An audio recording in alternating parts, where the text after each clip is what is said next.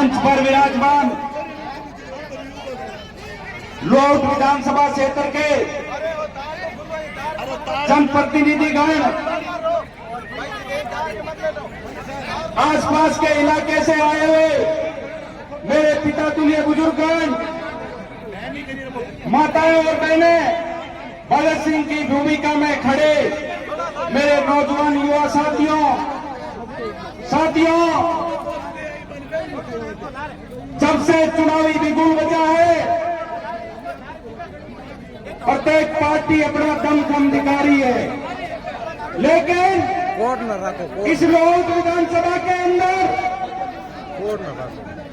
आपके बीच एक किसान का बेटा पिछले 40 सालों से संघर्ष कर रहा था, एक सच्चा सरल स्वभाव का जनसेवक जो आजादी से लेके आज तक उनका परिवार लोट की जनता के लिए समर्पित था। उस समर्पित किसान के बेटे को राष्ट्रीय लोकतांत्रिक पार्टी के सुप्रीमो हनुमान बेनीवाल जी और आजाद समाज पार्टी के बुलंद आवाज भाई चंद्रशेखर जी ने मिलकर एक संयुक्त प्रत्याशी के रूप में आपके बीच में भेजा। उस शख्सियत का नाम है सत्यनारायण जी विश्नोई। साथियों, संघर्ष की कहानी बहुत लंबी है, समय बहुत कम है।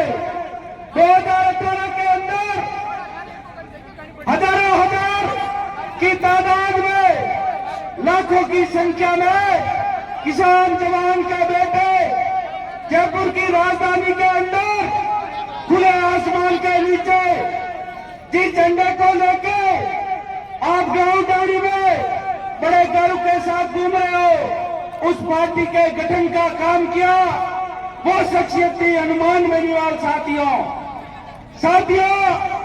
एक किसान का बेटा बरन गांव से निकल के विश्वविद्यालय का अध्यक्ष बनता है। विश्वविद्यालय के अध्यक्ष के बाद में संघर्ष जारी रहता और आगे इन बड़े लोगों से संघर्ष करते हुए राजस्थान की विधानसभा के अंदर पहुंचता है।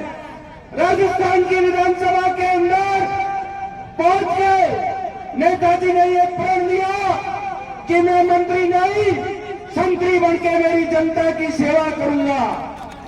साथियों, हनुमान बेनीवाल जी ने किसानों के, जवानों के, मेरे पिछड़े भाई शेड्यूल कास्ट के भाइयों के दुख दर्द को समझा है। पिछले दिनों जब किसान आंदोलन हुआ,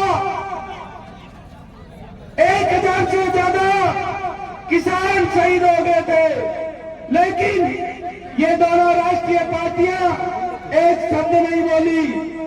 राजस्थान के अंदर किसान आंदोलन और किसानों के 3 काले कानून वापसी के लिए किसी ने लोकसभा कमेटी के पद को ठुकराया, वो शख्सियत है हनुमान बेनीवाल मेरे भाइयों।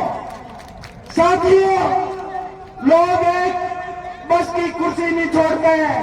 नेताजी ने तमाम लोकसभा की कमेटियों से किसान आंदोलन में इस्तीफा दिया था और सड़कों पे कड़कड़ाती ठंड के अंदर आपके लिए संघर्ष कर रहे थे। साथियों, याद करो वो कोरोना का मंजर, जब हिंदुस्तान के अंदर 30 लाख से ज्यादा जानें चली गई थी, सारे नेता फोन स्विच ऑफ करके घरों में बैठे थे। जनता उस त्रसादी के अंदर अपनी जानें गुमा रही थी। याद करो वो कोरोना का मंजर मेरे भाइयों। उस मंजर के अंदर किसी किसान के बेटे ने मदद करने का काम किया, मेरे किसानों को ऑक्सीजन देने का काम किया, वो शख्सियत थी हनुमान बेनीवाल। साथियों, मैं लोग की देवतुल्य जनता से कहना चाहूंगा कि हमारे सत्यनारायण जी के सुपुत्र डॉक्टर कमल जी ने इस लोक के क्षेत्र के अंदर कोरोना के अंदर निस्वार्थ भाव से सेवा की, उस सेवा का बदला यहाँ के विधायक ने ट्रांसफर के रूप में लिया। साथियों, हमेशा संघर्ष के बदले में कर्ज चुकाना पड़ता है, वो होती है बदले की भावना। यहाँ का विधायक जब जब किसान के बेटों ने संघर्ष किया, हक अधिकारों की लड़ाई लड़ी, उसका बदला लिया, चाहे वो ट्रांसफर के रूप में लिया हो, चाहे भ्रष्टाचार के रूप में लिया हो। लोग विधानसभा के अंदर प्रत्येक गांव डाली तक भ्रष्टाचार का इतना बड़ा बोलबाला है कि जोधपुर जिले के अंदर लोग भ्रष्टाचार में 1 नंबर पे आ गया है। साथियों, इस बात को मत भूलना। मैं आपको याद दिलाऊंगा, किसान कौन जिसके लिए पशुधन की बहुत बड़ी अहमियत है। पिछले दिनों जब गायों के अंदर लंबी बीमारी आई थी और हजारों की तादाद में गाय मौत के घाट उतरी थी, लेकिन कोई भी पार्टी जो पार्टी गायों के नाम पे वोट लेती है, उस पार्टी ने नहीं बोला मेरे भाइयों। इस बात को याद रखना होगा आपको। साथियों, उस बीमारी के लिए, गायों को बचाने के लिए किसी ने मुहिम और किसी ने विधानसभा और लोकसभा में आवाज उठाई। वो शख्सियत है हनुमान बेनीवाल, नारायण बेनीवाल, पुखराजगढ़, इंदिरा देवी बावरी। साथियों, उस मंजर को मत भूलना। साथियों, पिछले दिनों आसपास की सारी विधानसभाओं में बिजली की समस्या को लेकर प्रत्येक किसान परेशान था। कई वोल्टेज की समस्या, कई बिजली समय पे नहीं मिल रही थी, किसानों की फसलें जल रही थी, किसान खून के आंसू रो रहा था, लेकिन किसी ने हिम्मत नहीं की। सब लोग घर के अंदर थे, सारे नेता। हनुमान बेनीवाल जी अजमेर डिस्कॉम को घेर के सरकार को ललकार रहे थे कि मेरे किसान भाइयों को बिजली दो। साथियों, ऐसा किसान का बेटा, ऐसा लड़ाका आपको युगों युगों तक नहीं मिलेगा मेरे भाइयों। साथियों, एक दलित भाई के ऊपर अत्याचार होता है लेकिन कोई नहीं बोलता है। चंद्रशेखर जी आजाद राजस्थान आके और बोला, हनुमान जी मेरे दलित भाइयों के लिए आपको मैदान में उतरना पड़ेगा, और नेताजी ने उस दलित भाई को न्याय दिलाया। याद करो, लोग के मेरे भील भाई जिसकी पुलिस कस्टडी में मौत हो गई थी, यहाँ के जनप्रतिनिधियों ने सड़क पर बैठे लोगों को कुचलने का काम किया था। लेकिन सत्यनारायण जी विश्नोई को धन्यवाद दूंगा मैं कि उन्होंने पिछली ठंड और कड़कड़ाती ठंड के अंदर किसी ने रजाई देने का काम किया, किसी ने सर्दी में बचाने का काम किया। वो थे सत्यनारायण जी विश्नोई साहब। साथियों, मेरे वीर भाई यहां से रवाना होते नीचे तक पहुंचे थे दुखी होकर, दुखी मन से, लेकिन ये बात हनुमान बेनीवाल को पता चली। हनुमान जी ने बोला, मेरे वीर भाइयों को तेजी से आगे जाने की जरूरत नहीं, कलेक्टर और एसपी सामने आएंगे और न्याय मिलेगा। वो शख्सियत है हनुमान बेनीवाल मेरे भाइयों। और उन वीर भाइयों को एक जने को संविदा पे नौकरी और 10 लाख का मुआवजा हाथों हाथ मिला था। साथियों, उस बात को भी याद रखना होगा मेरे भाइयों। साथियों, आपने देखा नेताजी के चेन में हमेशा किसानों के साथ साथ जवानों का दर्द रहता है।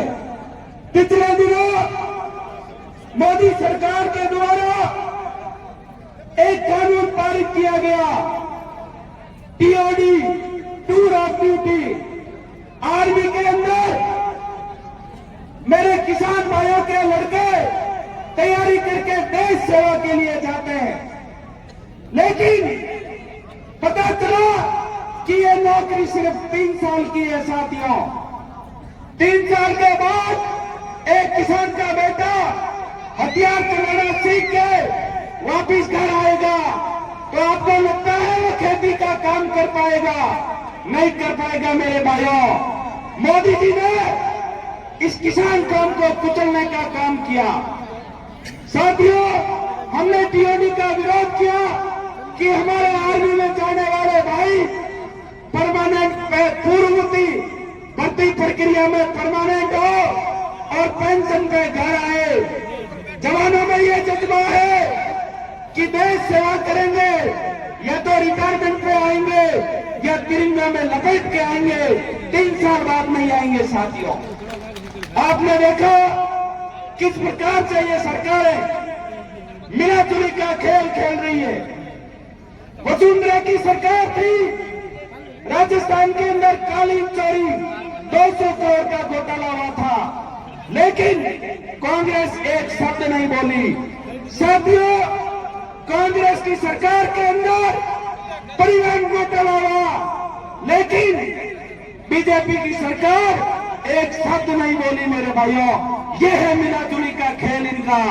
दोनों भ्रष्टाचारी पार्टियां आपस में मिलाजुली का खेल खेल रही। मेरे भाइयों, इस बात को भी समझना होगा। मेरे किसानों के पैसों से ये लोग घोटाले कर रहे हैं और भ्रष्टाचार कर रहे हैं। किसान कौम के लिए कौन लड़ेगा?